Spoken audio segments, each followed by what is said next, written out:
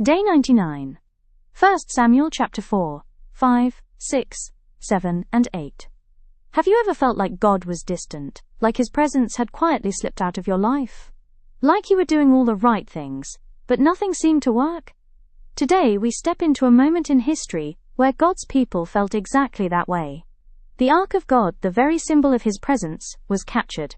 Leaders died. Fear spread. Let's listen closely. Israel was at war with the Philistines, and losing badly. In desperation, they made a decision that looked spiritual, but was actually shallow. They said, "Let us bring the Ark of the Lord's covenant from Shiloh, so that He may go with us and save us." They didn't seek God, they carried a symbol. And just like that, they reduced God to an object. The Ark arrived, and the people shouted loudly. Confidence returned, but God had not spoken. And then came the shock. Israel was defeated again. The Ark of God was captured. And Eli's two sons, Hophni and Phinehas, died. You can carry sacred things, and still lack God's presence. Today it might look like going to church but not seeking God, saying prayers without surrender, using spiritual language without spiritual depth. God is not a charm. He is not a tool. He desires relationship, not ritual. When news reached Eli, something unusual happened. Not when he heard his sons had died, but when he heard that the Ark of God was captured, he fell backward off his chair, broke his neck, and died. Why? Because deep down, Eli knew the truth. Things had gone wrong under his watch. He had led Israel for 40 years, but failed to restrain corruption in his own house. What you tolerate will eventually destroy what you lead. This speaks to parents who ignore warning signs, leaders who avoid hard decisions, individuals who excuse small compromises. Silence in the face of wrong is not peace. It is permission. In the middle of this tragedy, Phinehas' wife gave birth, and in her dying breath she named her son Ichabod, saying, "The glory has departed from Israel." Not because the army lost, but because the ark was gone. The real loss is not failure. It is the absence of God's glory. You can lose money and recover, lose opportunities and rebuild. But when God's presence is gone, everything else is empty. Now the ark was in enemy territory, Ashdod. The Philistines placed it in the temple of their god, Dagon. But something strange began to happen. Dagon fell flat on his face before the ark. Twice. Then the people were struck with tumors. Devastation spread. They quickly realized, this God cannot be controlled. God does not need you to defend Him. He reveals Himself. Sometimes we panic when things seem out of control, but God is never threatened by where He is placed. Even in unfamiliar spaces, He remains powerful. The Philistines decided to return the ark. But they didn't send it empty. They said, "Do not send it back without a gift, then you will be healed." They prepared a guilt offering and placed the ark on a new cart, led by 2 cows. And here is the miracle. Those cows, without guidance, walked straight toward Israel, away from their calves. Even creation responds to God more accurately than distracted humans. When God leads, direction becomes clear, even when it defies logic. Joy without understanding can be dangerous. When the ark returned to Beth Shemesh, the people rejoiced. Finally, celebration. But then something tragic happened. Some of them looked inside the ark, and 70 men died. Why? Because they approached God without reverence.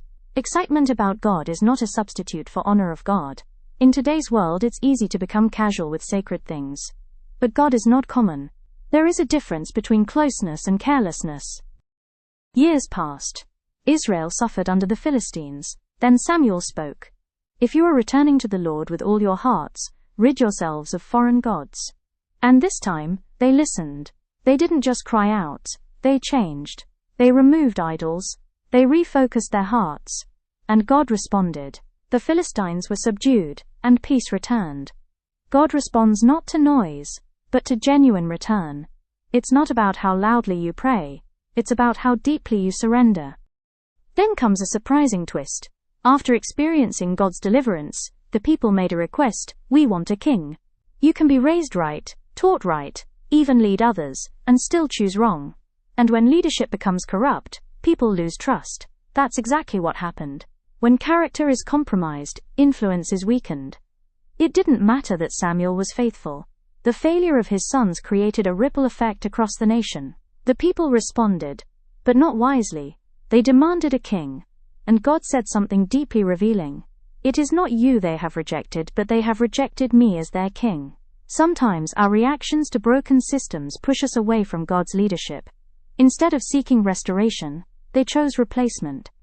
Instead of trusting God, they wanted control, something visible, predictable, human. And God allowed it, but with a warning. Warn them solemnly, the king will claim his rights. In other words, be careful what you insist on, because you may have to live with it. Sometimes we trade divine leadership for visible control. They had God, but wanted structure. They had guidance, but wanted familiarity. And don't we do the same? Choosing what looks normal over what is right, what is popular over what is divine, what we can control over what requires trust. So what do these chapters teach us? That God's presence cannot be manipulated. That leadership requires courage. That reverence matters. That true return brings restoration. But most importantly, that even when glory departs, it can return. If you are in a place where God feels distant, your heart feels dry, your life feels out of alignment, there is still a way back. Not through performance, not through appearance, but through a sincere, wholehearted return. God is not lost. You only need to turn back. Take a moment today. Pause, reflect, realign, and ask yourself, am I carrying God or walking with Him? Until next time, stay seeking, stay listening, and don't ignore the whispers from the Scripture.